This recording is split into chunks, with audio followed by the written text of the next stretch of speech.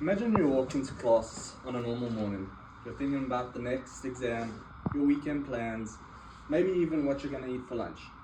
Suddenly, just a few steps ahead, someone collapses. No warning, no pulse, their heart has stopped.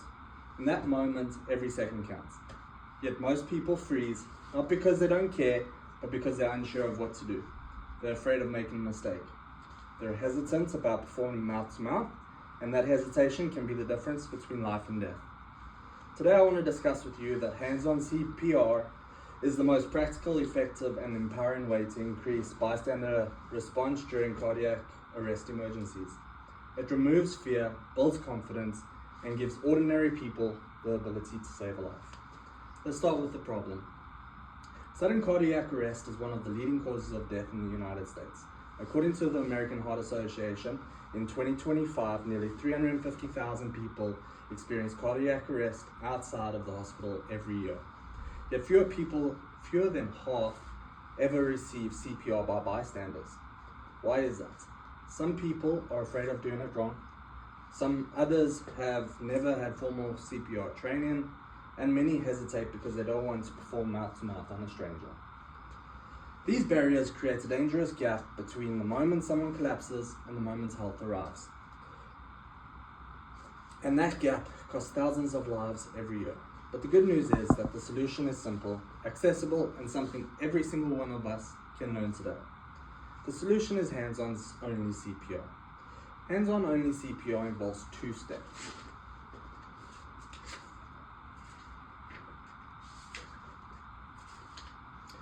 You're going to call 911 and you're going to push hard and fast at the center of the chest, about 100 to 120 compressions per minute.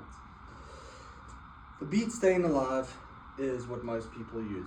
A lot of people have used K-pop, that new song, and that is the beat that you're going to try and stick towards. Research shows that hands-on only CPR is just as effective as traditional CPR. In the first critical minutes of cardiac arrest, it removes barriers, reduces hesitation, and empowers ordinary people to act. The evidence proves this fact.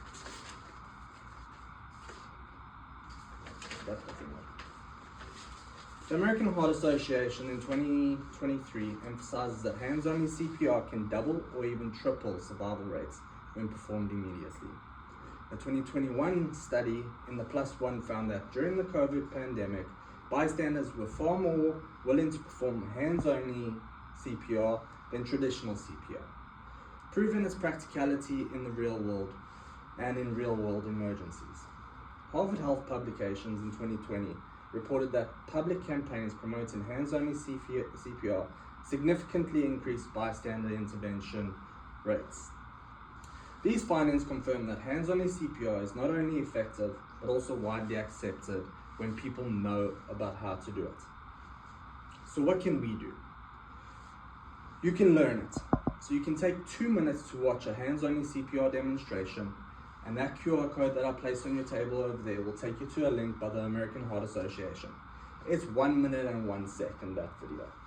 If you watch it twice, you got your 2 minutes, and you will be able to know the steps to do hands-only CPR. You're going to share it. Encourage your workplace, school, or community group, even your family. Let them host an awareness about hands-only CPR, as this can change a life.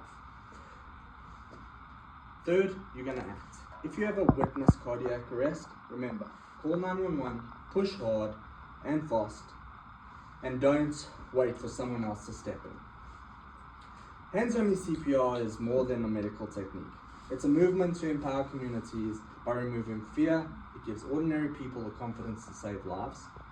So the next time someone's heart stops, will you stand by or will you be ready to act? With hands-only CPR, the answer to that question can be a life saved. Thank you. How are you?